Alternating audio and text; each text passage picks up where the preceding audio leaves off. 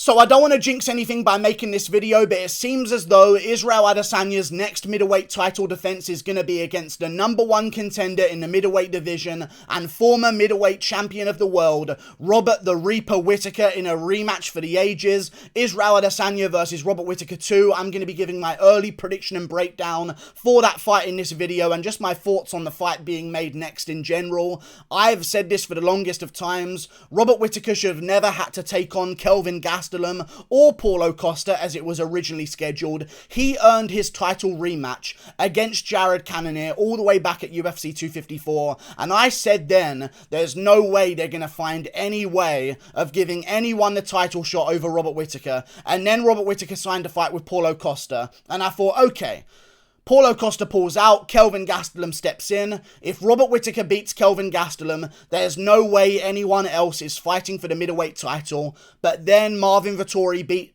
Kevin Holland on short notice, so he got the title shot over Robert Whittaker, but that was also based on a bit of a scheduling issue. Whittaker had just fought. Israel Adesanya wanted to fight dead on 7 weeks after Whittaker fought Kelvin Gastelum. He wanted to fight at that date in June. We needed a main event in June as well, and it was an amazing card because of Israel Adesanya versus Marvin Vettori. In hindsight, I'm very happy that Vettori fight happened because it got Israel Adesanya's rematch off of his plate. It was a split decision. He's now rectified the decision, made it 5-0 against Marvin Vettori on all judges' scorecards, and in hindsight it was a very entertaining build-up. Marvin Vettori made it very entertaining with all of the beef and trash talk back and forth, and now we get Israel Adesanya versus Robert Whittaker 2. I'm so glad that nothing in between all of this has made this fight impossible to make, because there could have been so many things that went wrong. Look at the third round against Jared Cannonier with Robert Whittaker. That could have been the end of Whittaker, and he's going right back to taking on Chris Weidman or Uriah Hall in the middleweight division.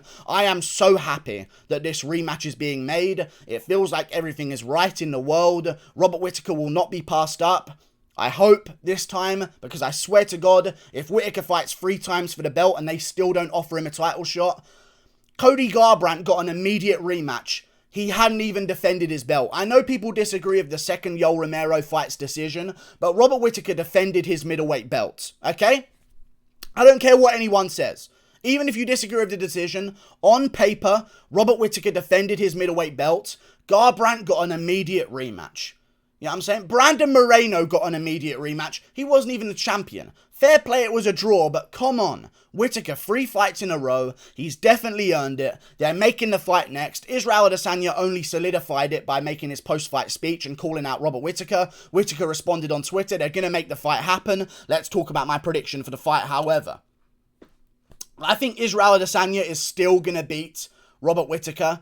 That's the problem that I'm having here. So although I'm very excited about these matchups being made against Israel Adesanya, I kind of have come to the reality of the fact that this is going to be a stand-up match, and Israel Adesanya is Israel Adesanya, and Robert Whittaker is Robert Whittaker. Now, can there be some differences? Do I think it's going to be the same result as the first time, which was a second round KO for Israel Adesanya, and basically a first round KO as well? If there's 5 more seconds at the end of that first round, Adesanya needs 1 more follow-up shot, and the fight is over, Whittaker is done. He basically KO'd him twice in one night. Really good performance by Israel Adesanya. Even still, though, with the finish happening, Whittaker was doing really good against Israel Adesanya in that first fight. He was landing, I believe, more shots before the knockdowns in both of the rounds. He was actually outlanding Israel Adesanya in certain moments of that fight, landing some good kicks, some good shots to the chin, but Adesanya was rolling with them well, so they weren't really landing too clean. Whittaker was lunging a lot in the first fight that he had. He'd had some time off beforehand. He was coming off the war with Yoel Romero. I believe it had been 2 years since he had even been in the octagon, and it was against Israel Adesanya in his home country with the biggest audience ever, and Adesanya was bullying him and talking shit about him in the build-up and trying to poke at him a little bit and get him a little bit emotional, and Whittaker goes out there lunging for the head on an Israel Adesanya who has like a 4-inch reach advantage over him, and it just doesn't end too well for Robert Whittaker. Gets finished. I feel like the second fight will be a decision. In all honesty, I think people have realized you can't just charge at Israel Adesanya like Paulo Costa tried to do and tried to cut him off and close him down and try and land combinations against the cage. You have to really be patient and make Israel Adesanya kind of go first in certain ways, like Jan Blachowicz did. Jan Blachowicz would land a couple of shots, check a couple of leg kicks, realize he was up by 2 strikes, and then say, okay, Israel Adesanya, now it's time for you to come to me. Oh, you're ahead? Okay, I'm going to barely get ahead of you again, and now it's time for you to come to me. That's what Jan Blachowicz did, checked all of the kicks, landed good jabs to the body, landed good jabs upstairs. However, Robert Whittaker is not Jan Blachowicz. He is not 6'2". He has not got a 78-inch reach. That's the only time we've ever seen Israel Adesanya have any problems in the stand-up department of a fight since the first Marvin Vettori fight, but you could arguably say there wasn't really any problems there. It was just that he wasn't dominating the way he usually would do on the feet in those first 2 rounds. Either way, the only way to beat Israel Adesanya on the feet, like Jan Blachowicz did, I know I'm already getting dislikes for mentioning this, but the only way to beat Israel Adesanya on the feet is to check the leg kicks and just jab with him and have a close enough reach to Israel Adesanya. Jan Blachowicz, 78-inch reach, was able to jab at will against Israel Adesanya to the body, to the head, and do really well in that regard because of his reach that he had. Israel Adesanya tried fading away, the shots that usually middleweights would miss, and that would barely touch his chin and he would just graze out the way of. Jan Blachowicz was landing those shots with his longer reach. Whittaker does close distance better than Jan Blachowicz, but when you're closing that distance, you're opening yourself up for those counter hooks of Israel Adesanya, awesome knees up the middle. You're opening yourself up for many, many different shots that Adesanya can land on you. I'm sure it'll be a great fight, but let's talk about what's different. I think it's going to be a decision. I'm going to go with 3-2 Israel Adesanya. I think this is going to be a Kelvin Gastelum type fight. Really, genuinely. I think Whittaker's going to go out there. I think he's going to stomp the shit out of Adesanya's leg. Step 1. If I'm Robert Whittaker, okay, and I've got to find a way to beat Israel Adesanya, which seems pretty impossible right now in the middleweight division, for whatever reason that might be, gyno, skill set, you know, another few dislikes, good stuff. Other than that, though, if I was Robert Whittaker and I had to figure out a way to beat Israel Adesanya, I would go out there and I would use that oblique kick and I would stomp the shit out of Adesanya's leg and try and tear that ACL early. I would just stick behind my jab and stomp the shit out of Adesanya's leg and try and go leg kick for leg kick with Israel Adesanya. Adesanya's shown a problem with leg kicks. He's been leg kicked before in fights. He's shown a problem when people check his leg kicks, and also the jabs can work against him as well. If you don't swing big haymakers, he can't really find the openings that he usually would. Adesanya's not the type of guy who's going to slip on the outside of a jab and land a straight right hand down the pipe right on your chin. He's more going to weave out the way of your big looping hooks and then slide a left hook to the body in the middle, or land a counter check left hook as you've whiffed one of your massive overhand rights. I feel like Whittaker's got to be more patient out there, and if he does, he'll be more successful. And also the grappling is something we need to mention as well. Even though Israel Adesanya's grappling has gotten better, we've seen him defend against Marvin Vettori. Vettori out-grappled Kevin Holland.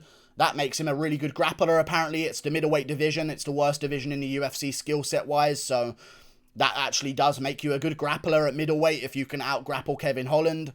That's the middleweight division. Even still, Robert Whittaker's got really, really good grappling. We've seen that in his last fight against Kelvin Gastelum. He was able to get Gastelum to the ground a couple of times in that fight with some really good sweeps with body locks. That's something I think can be used against Israel Adesanya. Adesanya's so tall and his legs are so long, it's hard to get double legs. It's hard to get single legs on him.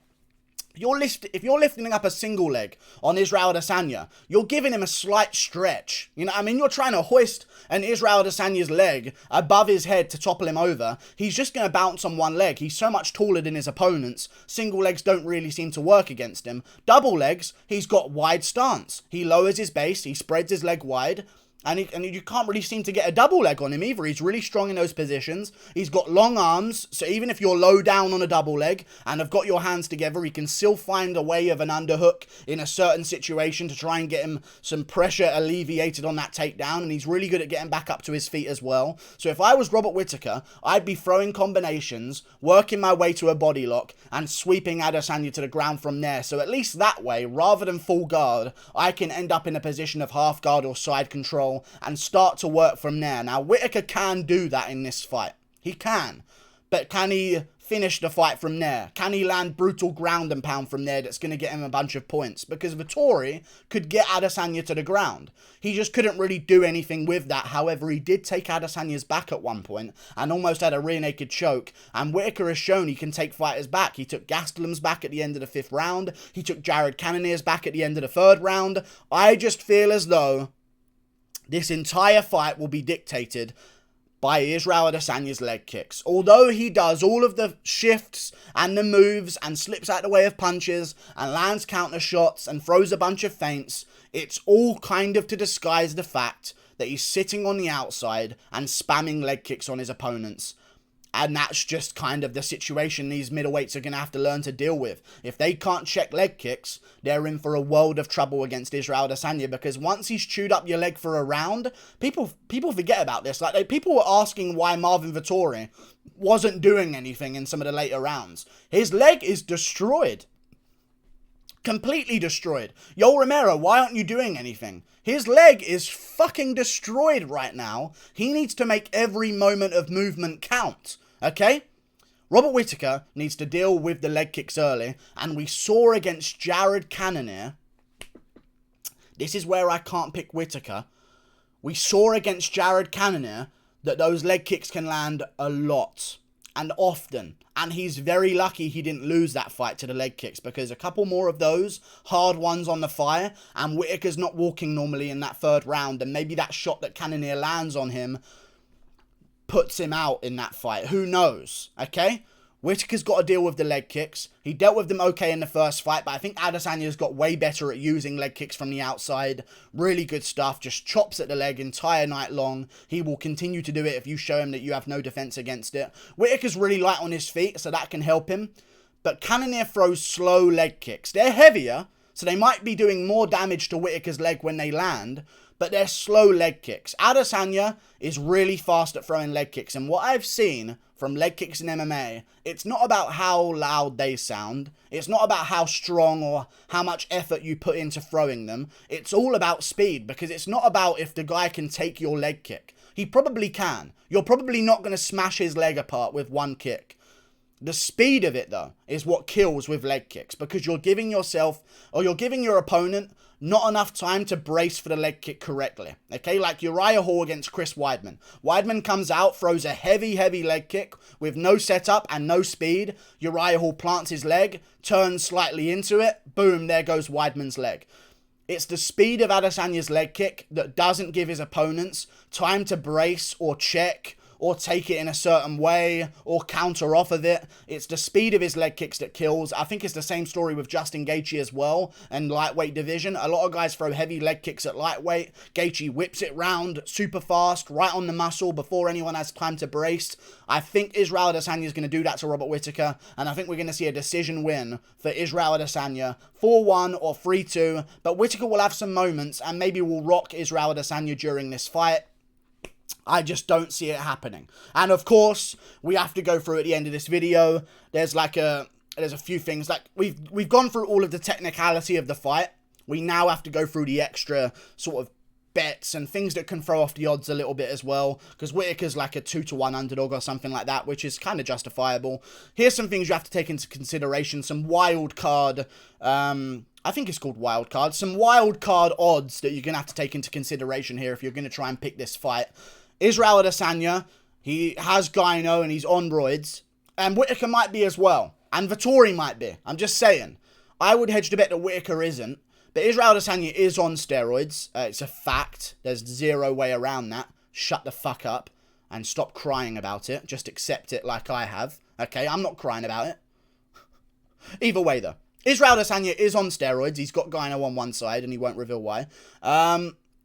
So he's on roids. That's a factor. And also another factor of Israel Adesanya's fighting game is the foul factor. Okay, if you look at all of the close fights that Israel Adesanya has had since the Kelvin Gastelum fight, he has at least landed a foul. When Yoel Romero had a good round 2, Adesanya lands the eye poke. Marvin Vettori got eye poked in their first fight, and it wasn't the elbow. There was an eye poke in the first round as well that really badly landed on Vettori. In the more recent fight with Vettori as well, Israel Adesanya landed an eye poke in both eyes while looking directly at Vettori while he was getting back to his feet, just like Figueiredo did against Moreno, and then he landed landed a really bad groin shot on Vettori in that same round, just like Figueiredo did against Moreno. Of course, Figueiredo gets completely torn apart for it in the comments and ruined and said that he's an absolute filthy, dirty fighter. But Israel Adesanya does these same things. He landed the eye poke on Vettori in the rematch, the groin shot immediately afterwards. It's a real big thing. He did the same thing to Jan Blachowicz. He landed 2 groin shots on Jan Blachowicz. Whittaker's got to watch out for those kind of things because they can get him emotionally amped up in the fight and make him start lunging at Adesanya emotionally, trying to KO him, and that's going to get him caught. But I believe this is going to be a close barn burner, back and forth, scrap.